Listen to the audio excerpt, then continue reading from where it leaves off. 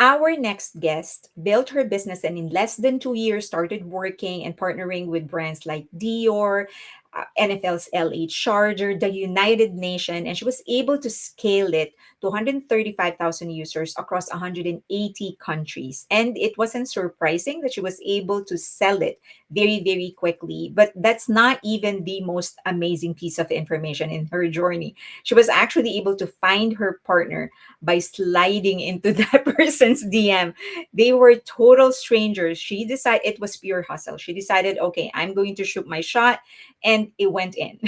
So if you are wondering how to start a business, what are the things that you need to do, where to find funding, this is the episode for you. Ladies and gentlemen, Debbie Soon.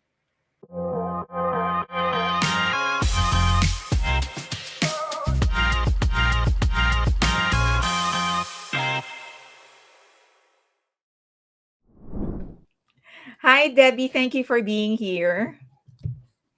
Thank you so much for having me. It's a pleasure to be here. Okay, I'm so excited. I have a lot of questions. You're so young, already so successful, and I'm sure that you're the envy of a lot of people. So we want to pick your brain, also get as much as we can from you. Tips about businesses, scaling, and all of those things. But first, let's start with your own journey. So I read about Hug. My God, that was a good one. So you co-founded Hog in 2022. Hmm. Quickly, it gained traction. You have like 35,000 users. So, and then it was bought, right? You had an exit. So, Hmm. first, can you please tell us what is Hog? And how did the acquisition go? How did it happen? Well, first, before the acquisition, can you tell us like how you formed it and how you found your partner?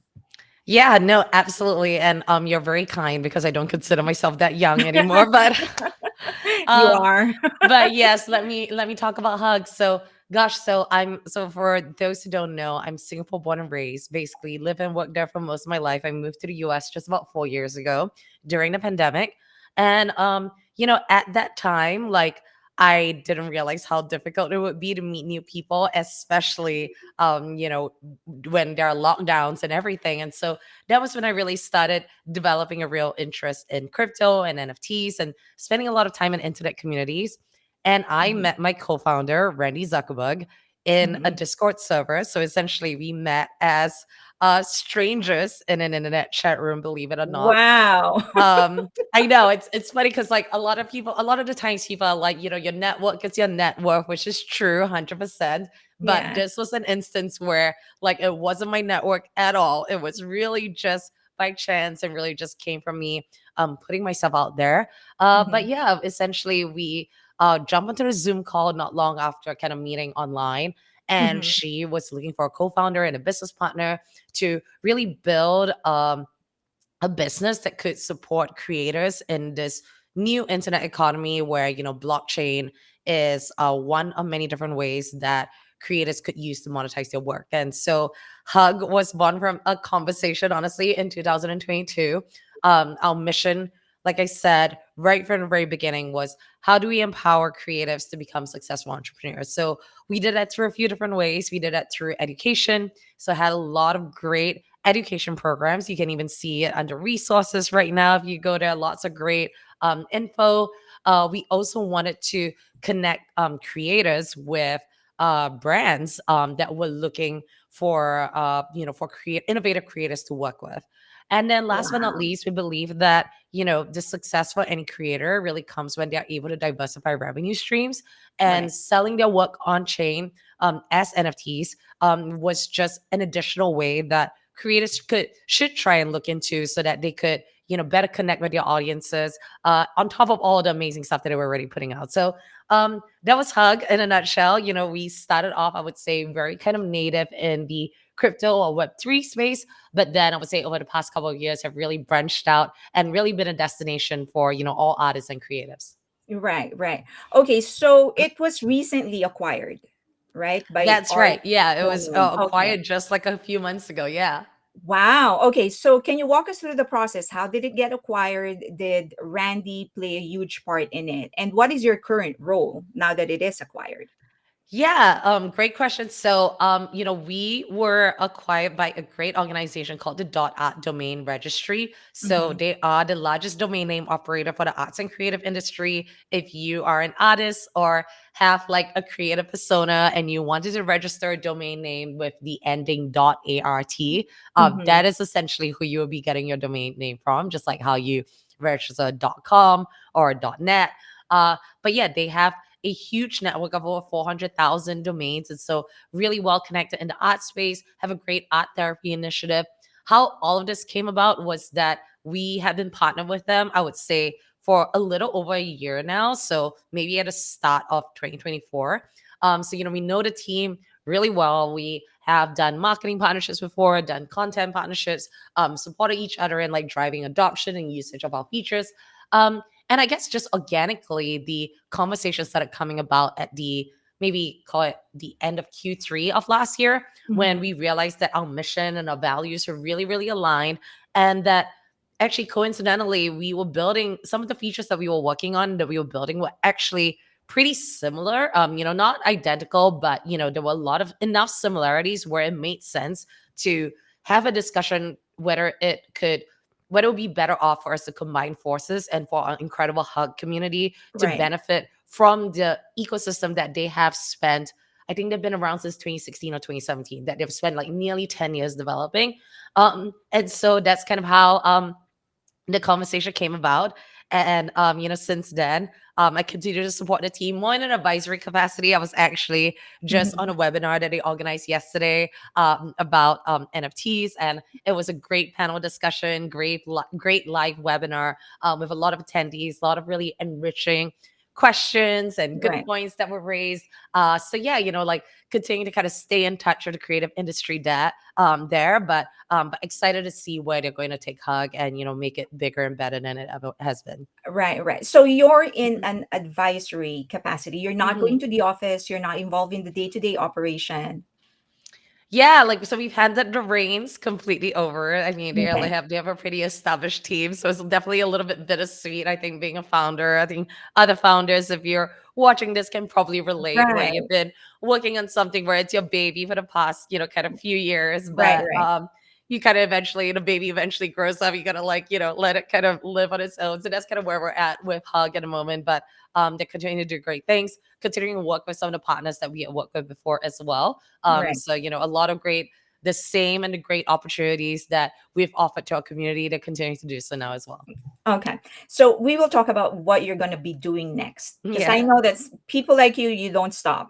So, but before that, one of the things I've noticed that if you've actually secured partnerships with major brands like NFL, Dior, the UN, how number so for those, this is more of a tip for other people but also Mm. a chance for you to tell your story. How did you actually secure those partnerships? How did you find them? And what was it about your brand and your product that made this company say, okay, we're going to partner with you and not the other company down the street? Yeah, no, great question as well. I would say for every single one of the ones that you listed, it's a little bit different. Okay. So I guess maybe the first point is that there is no cookie cutter way to engage with a brand, Hmm. especially when you are a new startup, like you're not like an established like household name brand. So Right, I right. would say there isn't like one specific like do this, and this to kind of land that next brand partnership. Every one of them is going to look different. Some of them are going to come through kind of warm like intros that you may happen to know someone that works there or know someone who knows someone. Right. Others take straight up calling or cold messaging. The fun fact about the collaboration with the Los Angeles Chargers is that they are, and I used to live in LA, hence representing LA.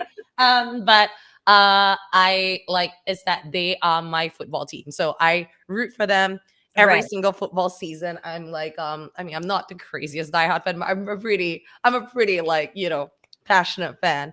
And so that partnership really came from myself just being, it would be so cool if I could, just like Right. you're like a kid, right? You're like, it'd be so Yeah. cool if I could like land a deal with them. And I messaged the VP of content on Twitter on X, like months prior, Never heard back from him. I was like, whatever, it's fine. It was just worth shooting a shot anyway. And then the Right. funny thing is that we actually heard back from them like a few months later, and that's kind of how that came about. Um, so that was true, like kind of hustle, like Right. essentially cold calling, if you will.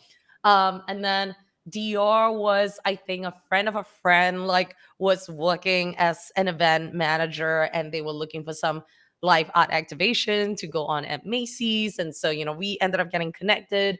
And in the United Nations, we had already been collaborating with them on a number of different activations. So the UN is obviously a large organization with a lot of different chapters. So Right. this was really that we worked with one small chapter first, who then kind of, I think sang our praises, really enjoyed working with us, and then connected us to the rest of the organization. So Right. Right. um, everyone's kind of different. To the question as to why would these brands want to work with someone like Hug, is that I would say that from the very beginning, and I know that crypto gets a little bit of a bad rap, but from the very beginning, what Randy and I wanted to do was to make sure that our community was really welcoming and inclusive. Mhm. It wasn't, I would say that our brand voice was very, it was fun, but I would say it was also very sincere. So it was like a fun-loving brand, but at the same time was very deeply rooted to its values of supporting creators and supporting small business owners and entrepreneurship. And so I think that made us a very kind of like safe partner for these big brands to, dabble with, right? Like Right. Right. there wasn't any kind of reputational risk where like there could be a chance of a risky headline, or we say something a little like, provocative, which, works for some brands, but for us, it just wasn't the case. Like we were always like we were like the goody two shoes, if you will, of Web3. And so I Right. think that made it easy for brands to feel okay partnering with us. Okay. Well, this question is kind of connected to what you already said. You said that for some of your partnership, it was actually cold calling. It was you just hustling Mm, and just approaching these brands. So I guess my question is kind of twofold. Number one is there an advantage, like if you want to get partnerships with big brands like NFL and Dior and the UN, is having a partner with like Randy, because she mm, has the last name, Facebook is known. Does it make a difference? Second is that this cold calling actually work? Like, I mean, sliding into somebody's DM is kind of like sketchy mm. sometimes. Yeah. So, so how do you really? Is there any tip, more practical? I Mm. would say that. Is there any specific tip that you would kind of give to those that want to pursue partnerships with these brands? Mm. I would say that that definitely is kind of like an art to cold calling or cold Right, reaching out. And I think the first is to, first of all, don't take it personally, like if you don't get responded to. right, Like, and that's something that I've learned how to cultivate myself, like, over the past several years. Like I think in the beginning you kind of have a fear of like reaching out because you don't want to have to deal with like potential rejection, or like someone like not even responding to you, and then you feel awkward like reaching out again. But I realized that there are many, many reasons why someone may not respond to you, and a lot of the times it's not personal. So I actually make, like, when I was like leading partnerships at Hug, I made it a point to message at least one brand every single week, a lot of mhm, times multiple times a week.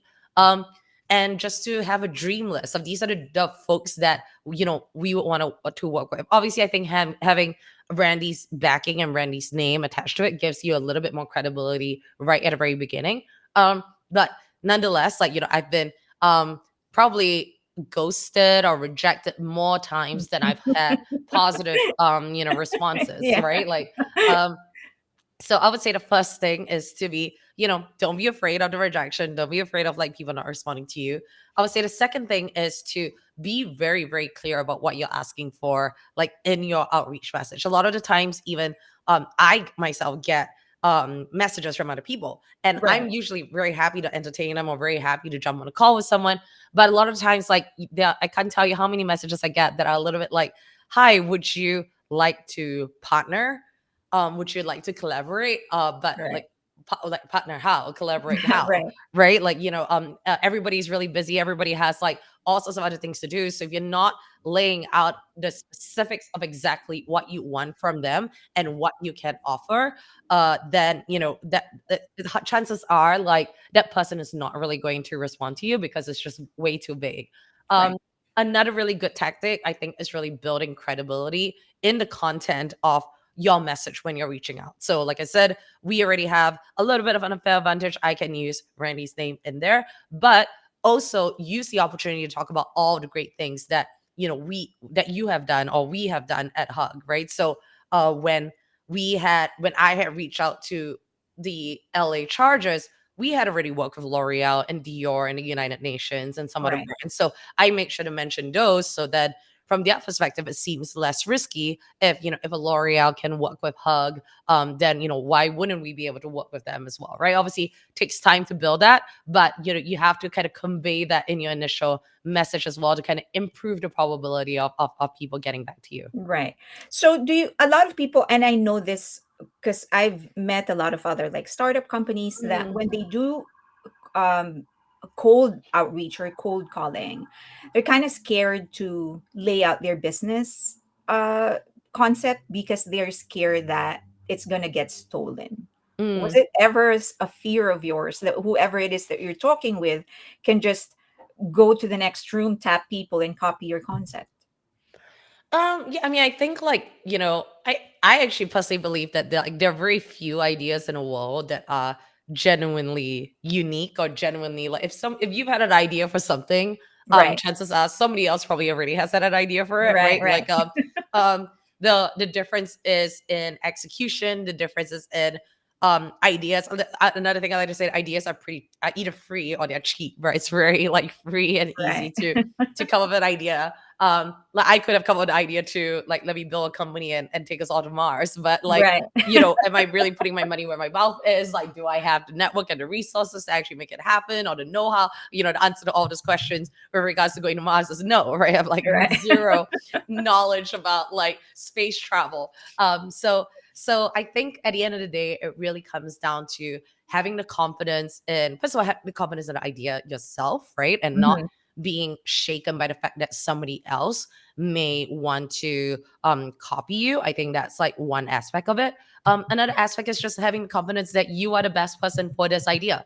And if you don't have the conviction, I think that you are the best person to execute on this idea, then maybe it isn't the best idea for you. So those are some of the things that I try to tell myself, and when I speak to other founders as well, that I let them know too. Okay. So after this successful exit from this company, so what is next for you? What are you preparing for now? Yeah, so I'm a recently published author of my first book called Digital Mavericks. So Right. I guess like for the past month I've been, really focused on promoting the book. I went to Denver for a crypto conference that was kind of like part of an unofficial book tour, if you will. I don't know if I'll ever Yeah. do an official one, but I've been continuing to write on the side as well. So, like it's and for those who haven't heard of the book or are new to the book, it's essentially a really beginner friendly, accessible guide to crypto. That's half of it, but other half of it are really human centered stories on like how these innovators came to enter the world of blockchain technology and crypto and the role that they believe that they can play in this kind of new internet revolution. There are 13 incredible stories that are in the book. And I felt like, man, 13 is just, there's so many incredible people out there, so many incredible founders, artists Right. that I want to continue profiling and interviewing. So I started interviewing people and just self-publishing like shorter pieces outside of the book. I just published like two this past week, actually. So Mhm. kind of continuing to like focus a little bit on my writing, like in the meantime, while at the same time, kind of keeping my eyes open for other opportunities. I'm looking to Right. see what's going to be my next kind of big thing. But I am really passionate about the future of the internet and looking for ways I can continue contributing to that. So just a sneak peek. What's your favorite? Who's your favorite in this book? Who would you consider to be like the best Gosh, one that and I you get that interviewed? question like all the time. It is so hard to pick a favorite. Um, But I think one of my favorite stories in the book is by this AI collaborative artist called Claire Silver. She's Mhm. actually anonymous, so no one really knows her real name or her real identity. Claire Silver's not her real name. And it is on the longest side, I would say. It's probably the one of the longest stories like in the book, because like there was just so much of a story to capture. And she's and she does podcasts as well. And she also posts a lot on X. Right. So but when you hear her speak, like she just has such a beautiful way of speaking that you almost want to like put every single word that she says like on paper. So I just love that she has been, she had a tough like childhood growing up. And a one that was not only where she grew up, with not a lot of money, but also, unfortunately was fell ill to a chronic illness. And Mhm. yet art was kind of a way of like getting herself out of that and carving a name for herself, and now being one of the most successful like AI artists of all time, and being Wow. sold and exhibited at Christie's, like just incredible accolades. So I think all that to show that technology really does have the opportunity to present new opportunities to people Right. when those opportunities may not necessarily have been there before. Okay. So it's available, I would assume, Mm. Amazon, Barnes and Noble. Yes, that's right. Yeah. Okay. All right. Okay. So let's talk about now some tips that other people can take away from Hmm. you, just to pick your brain and maybe become as successful as you are, or even just as half as successful as you are. Okay. So, from your perspective, what do you think is the most underrated industries right now that people really should go into? Mm. And majority of my subscribers are actually in their 40s, 30s, and 40s, and some are even retired and just looking for something to do to keep themselves Mhm. busy while they enjoy life in between. So what would you say, like, look into this industries, it might be something for you. Yeah, gosh. I think that's like a tough question, because it also kind of boils down to like I think what your passion is, but also what is your objective.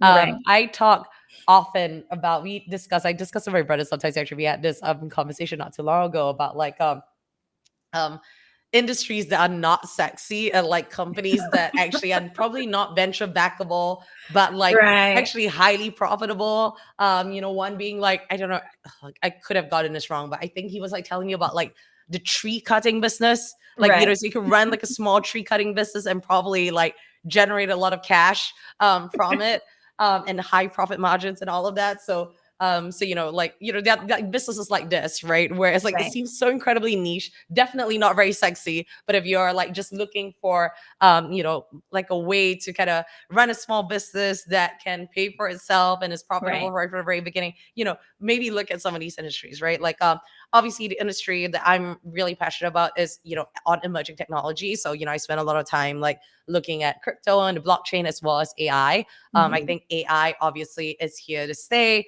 There are obviously a lot of companies that are building with AI, building on AI. So, in some ways, that could be a bubble, that could be a little bit of a saturation, but I still think that this is kind of the future. So, if you have a unique point of view and idea for something that users actually want to use, so it's actually going to solve a real life problem, these are areas Okay. to really look into, because the younger generation are all digitally native, right? Like, I say I'm not that young, because like I grew up with dial-up internet, right? I grew up Right. like my parents didn't have YouTube to put in front of me Right.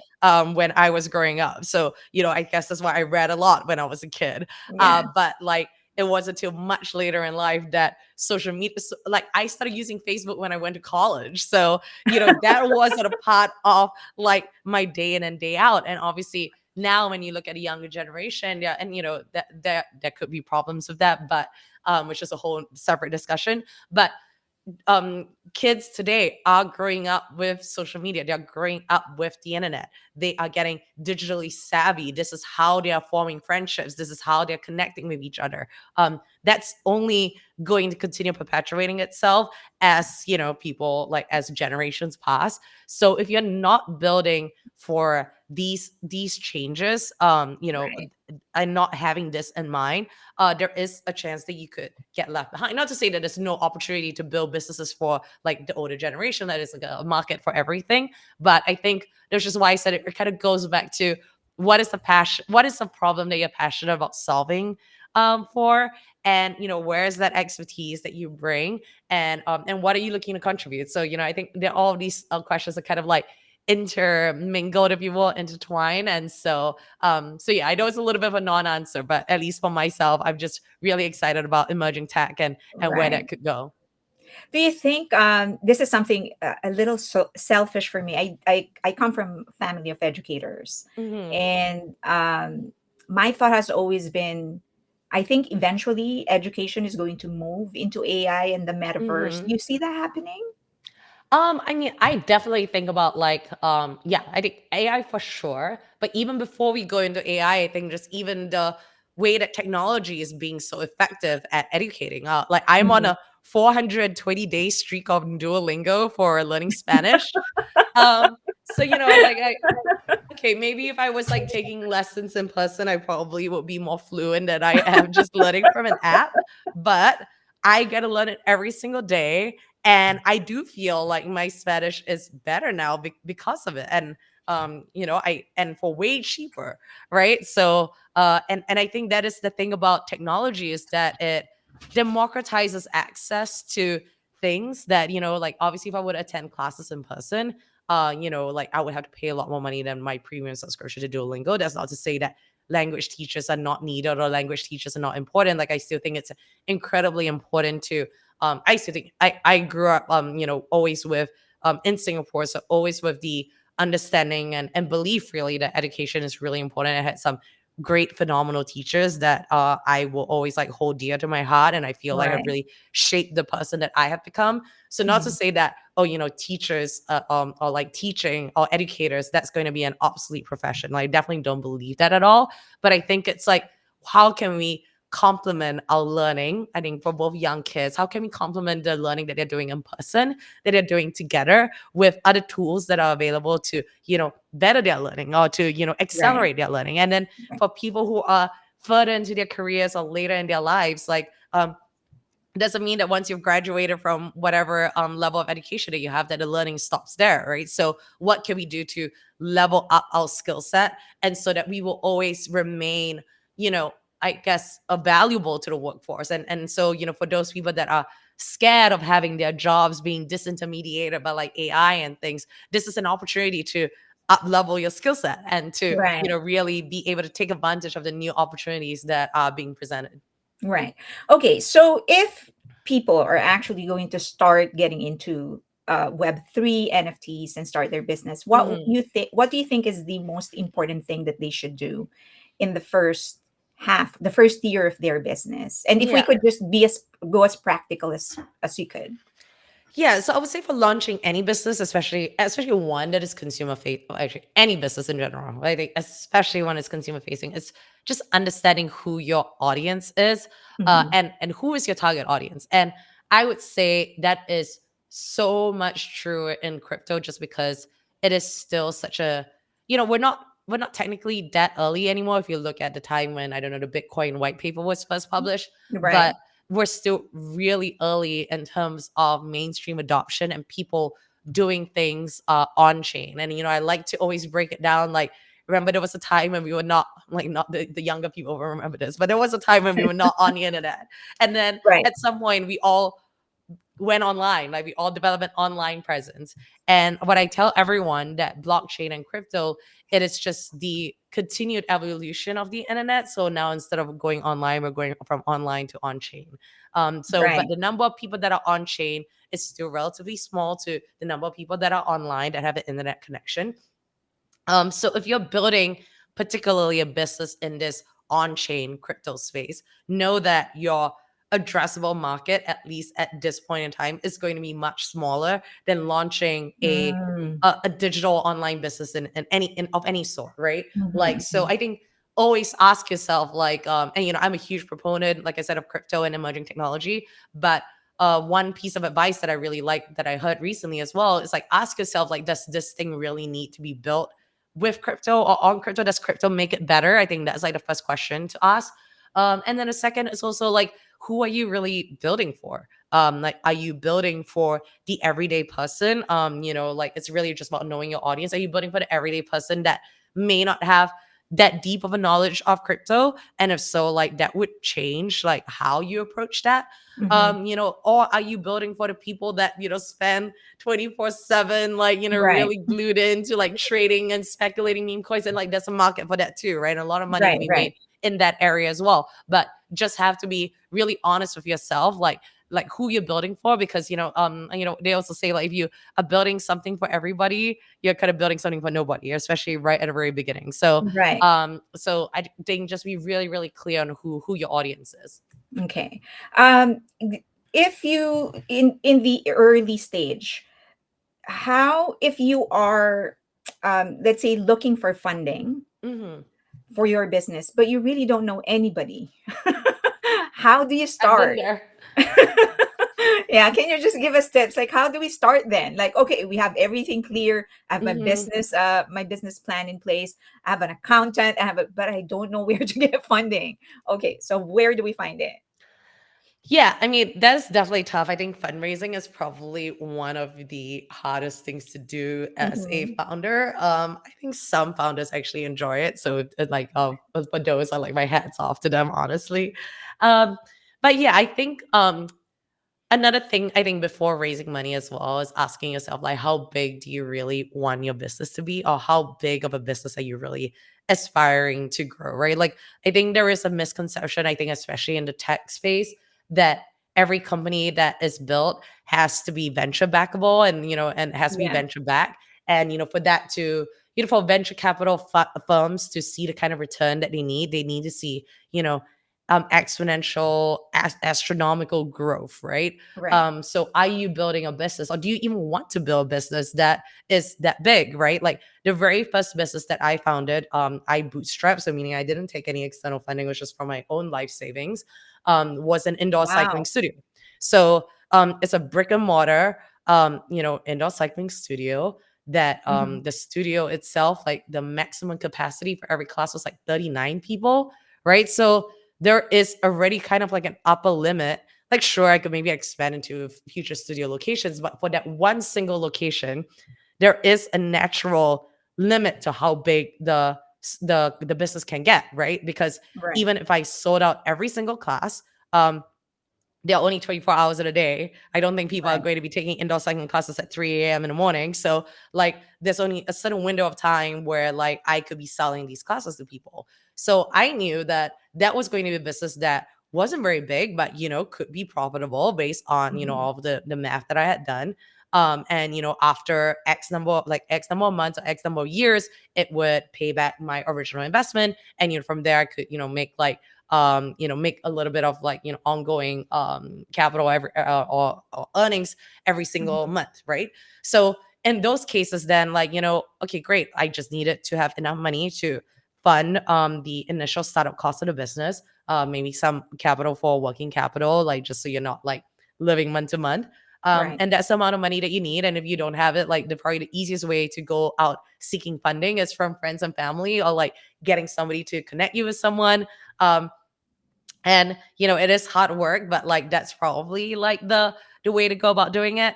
But yeah, if you're building something that where the monetization is going to come much later, and I'll compare it, like compare Hug versus this indoor cycling studio. For the indoor cycling studio, from day one that I opened my doors, I was getting money. I was selling stuff already, right? Because to Hmm. even take a class, like people were paying me $40 or however much it was to take a class. So at the very Right. least, I was like making revenue from day one.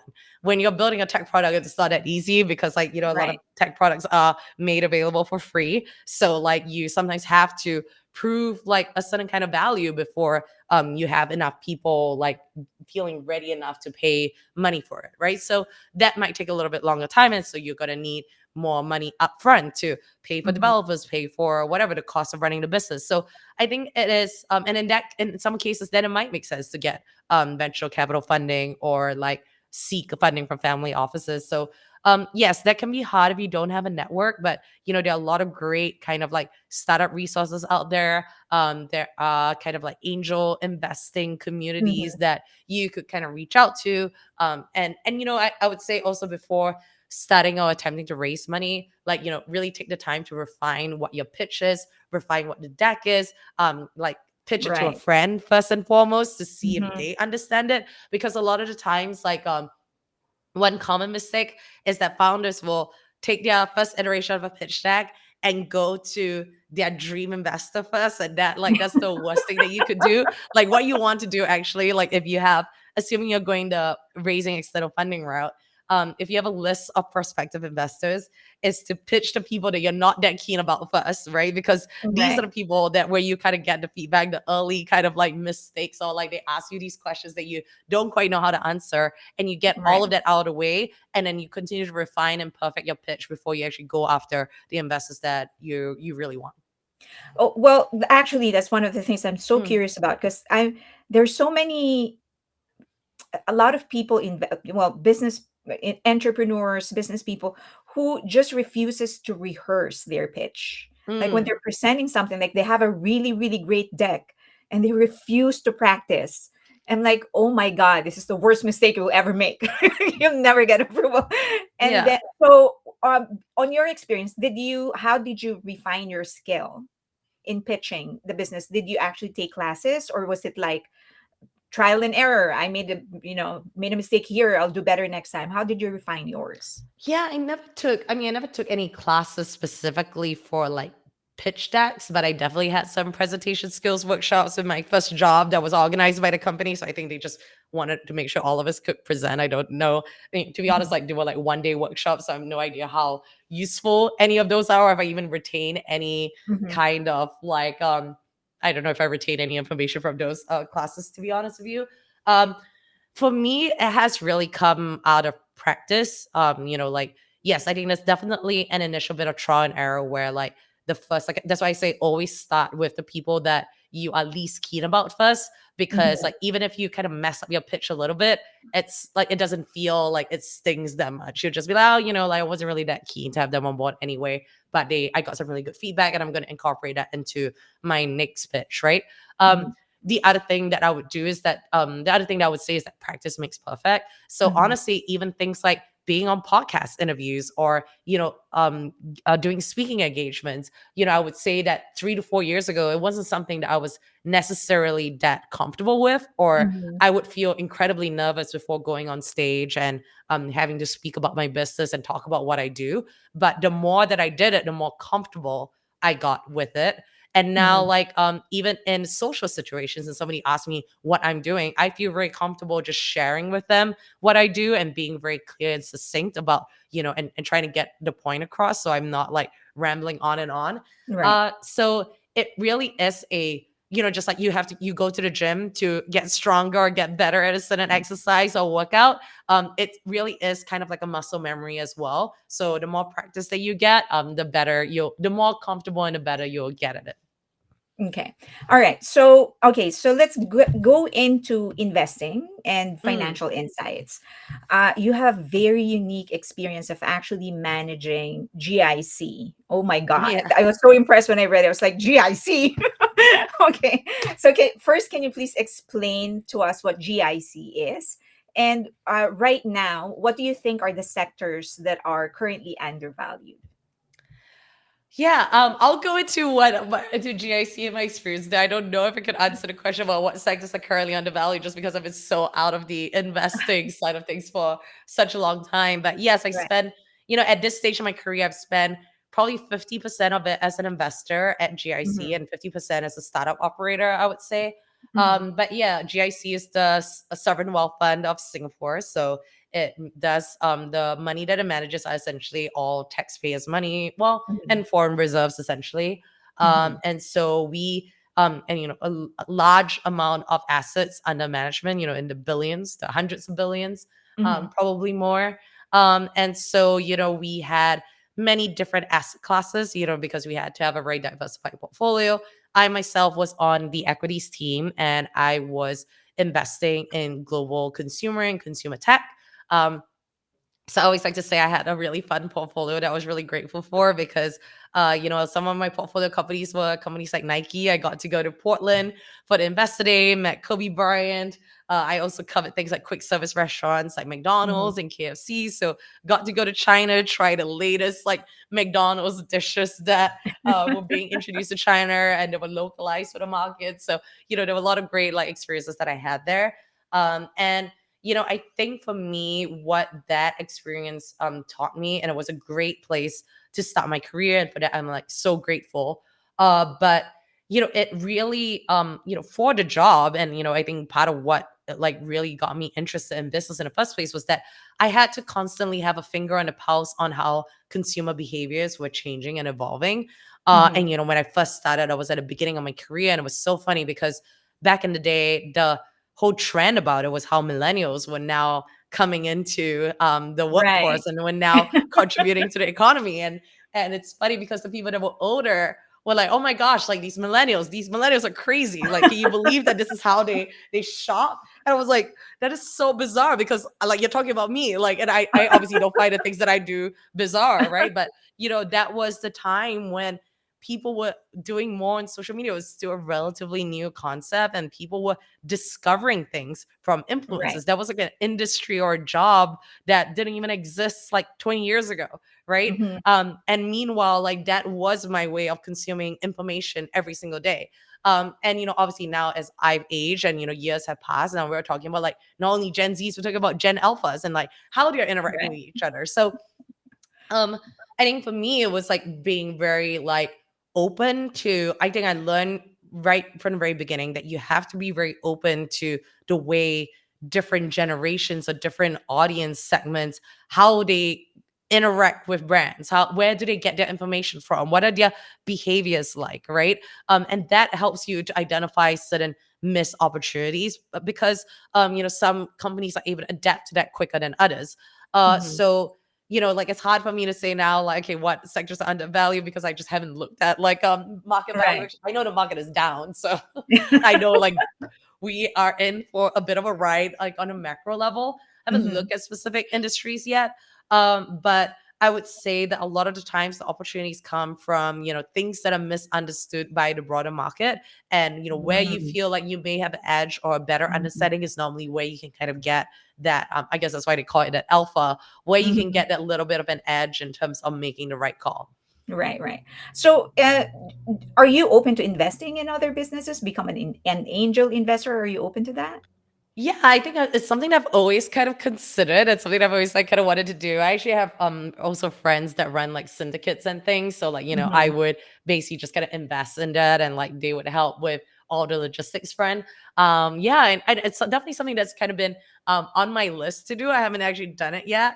But yeah, like I think if there's any way that I could look to support founders, like I want to back like I want to back strong businesses. I want to back more women founders. Like, they get a minority of funding. I want to Right. back more Asian founders. Like, like my heritage and my roots are like really important to me as well. So, I want to do all of those things, not just because of like the communities that they represent, but really about like leveling the playing field and giving them like better access to opportunity that they may Right. not have otherwise.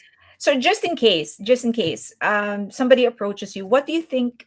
What kind of business are you going to Mm. be gravitating towards, or you'd be interested in hearing about?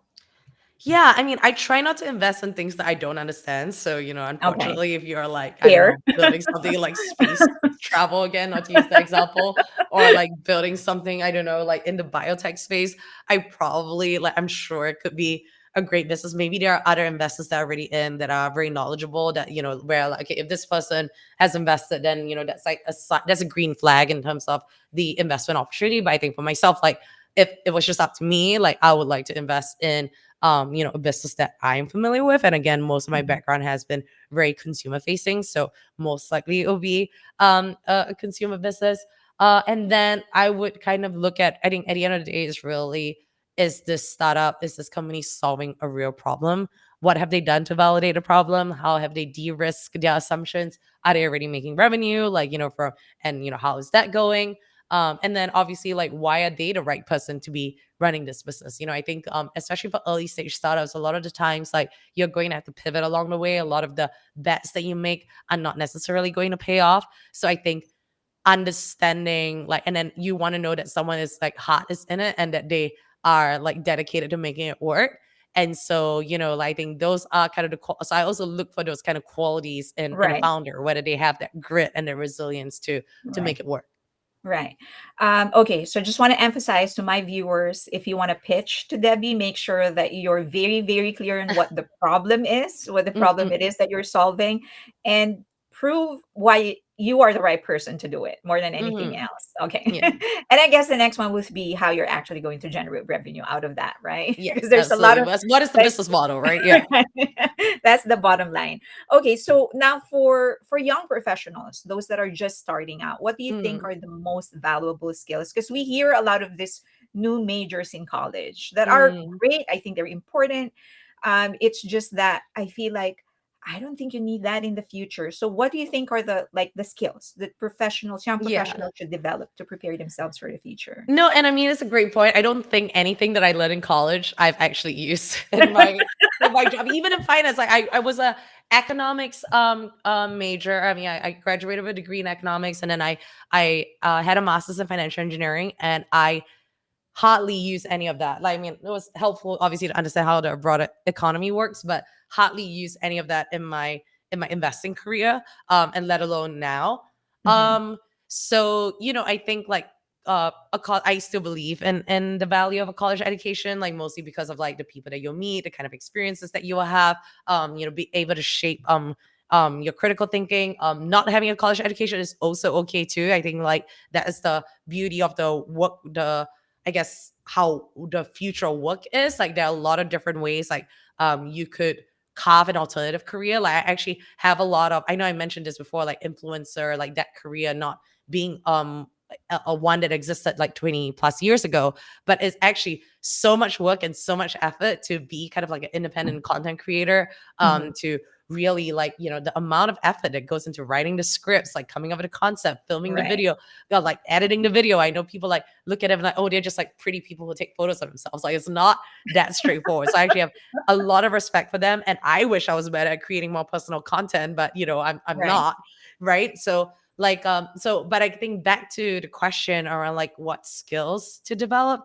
Um, I like, and I mean, I think there are a lot of stereotypes that are made about generations. Like, I suddenly feel like when, like, there were a lot of stereotypes that are being made about millennials, there are a lot of stereotypes that are being made about Gen Z, and like whether we're too soft as a generation. And I don't know, to be honest, whether like these generalizations are true, because I've met people on opposite sides of the spectrum. Like, yes, Right. definitely, I've had my experience with younger people in the workforce showing up to an interview late, right? Which, like, in my mind, like, that I would never do that. Um, but I've also seen people of the same generation, like, like running businesses already, like Mhm. age 22. Like, and I'm like, that's Right. crazy. So, like, I don't think it's necessarily like, like everybody in the same generation is the same. But I think, like, entering the workforce, what a lot of people don't tell you is that um your social skills and your interpersonal skills are going to be really, really handy. A lot of times you're going to enter a job and not necessarily know like how to do it, or like, you could be really good at something but still not know how things work in the organization. And I Right. think, like, having that, again, the resilience and kind of a good work ethic, I think sometimes can be, underrated these days. Like, like, Mhm. just because something is difficult, oh, I don't want to do it. Like, so I would emphasize really developing a strong work ethic. I would emphasize being curious and asking questions and not being shy to ask questions. And I would say, growing up in Singapore, like, again, I had a very conservative upbringing. I was always really scared to ask questions. If I didn't know anything, like, I was scared to ask questions, scared to make a mistake. But because I didn't ask questions, Mhm. I will make mistakes, right? So, um, I Right. feel like more people need to develop this idea that it's okay to ask questions, and it's okay to not know the answer, and it's okay to say I don't Mhm. know. It's better to be honest that way, rather than pretending that you kind of know it anyway and then you get it wrong. um Mhm. so I would emphasize like the interpersonal skills and really kind of paying attention to that, developing Right. greater self-awareness of how you come across to people. especially people who are maybe older than you and more experienced than you. And then I would say actually the next thing, the hard skill is really learning how to use AI. Like there are a lot of tools out there, Mhm. like whether it's ChatGPT or whether it's something else, but it will make your life a lot easier. And you may have, people, again, it's a controversial topic. People have their certain feelings about AI, and or like for or against it. But Right. I've already said, it's here to stay. It's in so many of the applications that we use. I mean, it's even in our iPhones, right? So Right. if that tool is there and you're choosing not to use it deliberately, there are going to be other people that are using it, and there are going to be other people that are faster, more productive, more efficient than you, right? Right. So I would say learn how you can best collaborate with AI and use it as a tool to shortcut your learning process and to just be a better, more productive and efficient worker. Okay. All right. Great advice. Mhm. You did mention that before you partnered with Randy, and also, well, you actually just mentioned now Mhm. that you're actually not into, you're not heavy on creating your own content on Mhm. social media. I would assume that when you approach Randy, she actually checked you out, right? I mean, Yeah. I mean, if I'm her, I would like, who is this person? So how did you build your credibility without actually creating all of this massive content around you? Okay, yes, actually that no, that is no, that is a really good point. And so I did create content at the time when I was new to the crypto industry. Uh, And that was on X and Twitter. yeah, And I think I felt a lot more comfortable with written content. So like got it. I'm a pretty active, like I mentioned, like I'm writing features for my books. I'm continuing to write on the side, because I feel like my best form of content creation actually comes from my writing. um Right. but and so that is definitely something that I continue to do, and in that regard I do kind of consider myself like a content creator. And yeah, Mhm. I think one of the things that really made a good impression on Randy was that I was already posting all these things about like what I feel about the industry, some of my opinions, like some of my learnings, and distilling it into really digestible content. Like I do enjoy like making things like infographics, which I've done for work as well.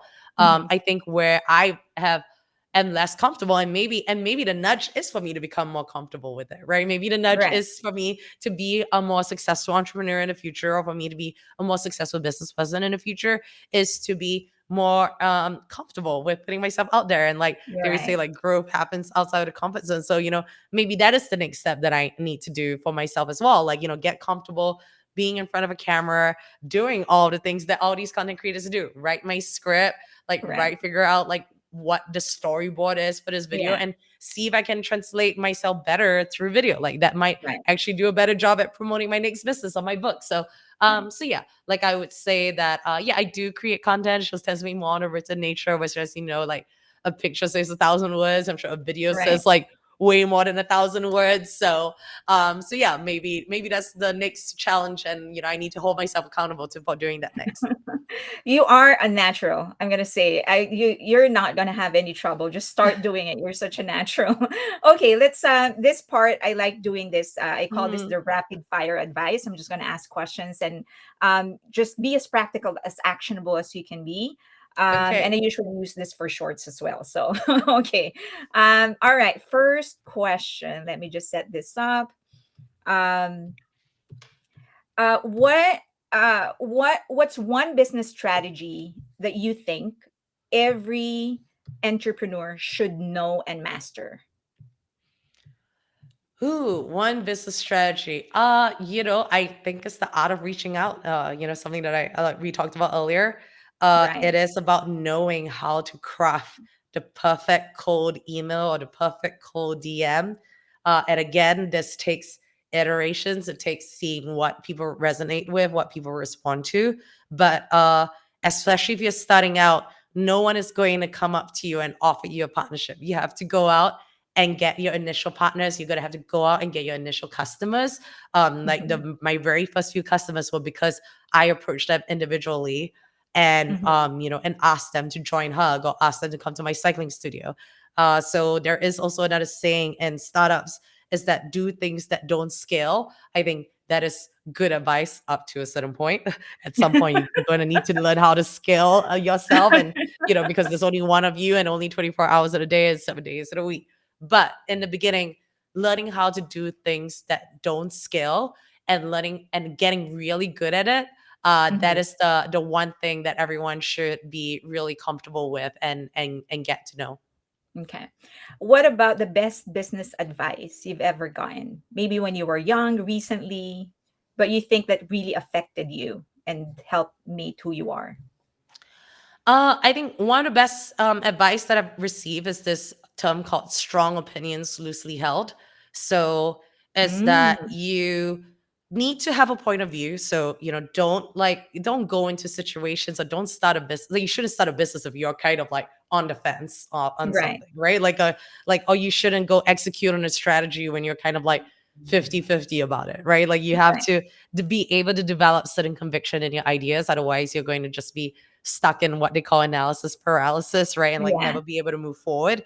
Hmm. But the reason why it comes with loosely held is to be open to the possibility of being wrong and be Hmm. open to the possibility of changing your mind. So you can have a very strong point of view, but if you're getting information, if you're getting data, if you're getting advice from someone who may know a little bit more about this than you do, like, don't be afraid to change your mind. It doesn't make you wishy-washy. It doesn't make you any less authentic than you are.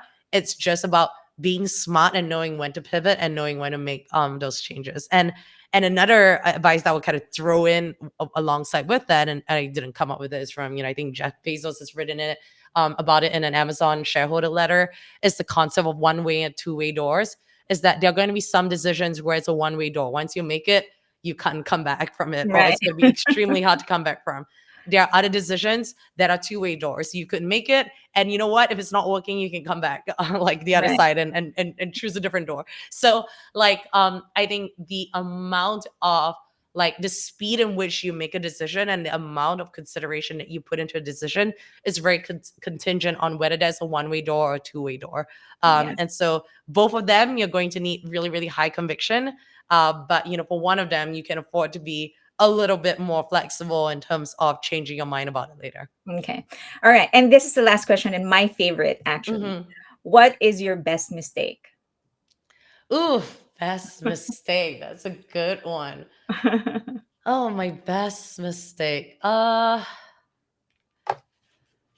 like, I mean, because I feel like I've made a lot. I think like, one of the things that I learned early on, like, I think especially with my own like indoor cycling studio, I was so young, like, I didn't really kind of like understand what was required to like really get a business up and running. Is that, and again, it's because I am not the kind of person that loves doing the books and doing the accounting and Mhm. the operations and all that kind of stuff. Um, don't leave that to the last. Don't leave that as an afterthought. Like, if it's something that you don't enjoy doing, make sure you hire someone or partner with someone that really knows how to keep the books organized. Because when it comes to tax reporting season, having to file do make company filings, having to figure out where you are at a budget, not Mhm. having all of these things jotted down, not having all of these things taken care of, like, that's going to come back and haunt you in a very, very unpleasant way, where it's going to be way harder to figure out what you spend money on like 8 months ago than know what you spend money on like yesterday. So Right. I Right. think ever since I kind of identified that as a real, like, when I was younger, I was like, oh, it's fine. Like, it's more important to get the business open. It's more important to start selling things. It's more important to get the product up and running. It's more important to just like get the business off the ground. Right. And I completely didn't even think that, keeping a good set of books was important at all, because it just seems so like trivial, right? Like, it's like, it's not like high brain capacity type work. It's not strategic in that sense, right? But that Right. could not be further from the truth. It is as important, if not more important. And so now, anytime I go into a business, I like knowing that I have someone that I can either hire or that I can Mhm. partner with, that make Mhm. sure everything is, like, recorded, jotted down. Don't mistake kind of and some people actually enjoy it. So maybe it's bad for me to call it boring, but don't mistake these kind of boring or like menial tasks as unimportant. They are Right. just as important if you want to make sure that, just like how you need all of the parts in a car to operate and function, you may not see them, but you need all of them to be working properly if you want to make sure you're going to have a smooth drive on the road. So that's probably like my best mistake that I've learned from since. All right, baby. Thank you so much. So just in case people actually want to get in touch with you, please let us know how to do that. Yeah, so my LinkedIn is there. You can also follow me on X. I'm x.com/debsoon. Definitely order a copy of my book, Digital Mavericks. It's available on Amazon and Barnes and Nobles or wherever you get your books from. Like, I think they're distributed across most major retailers. So would love to connect with you. If you do pick up a copy, feel free to drop me a message anytime. Always looking to hear from my readers and all of that.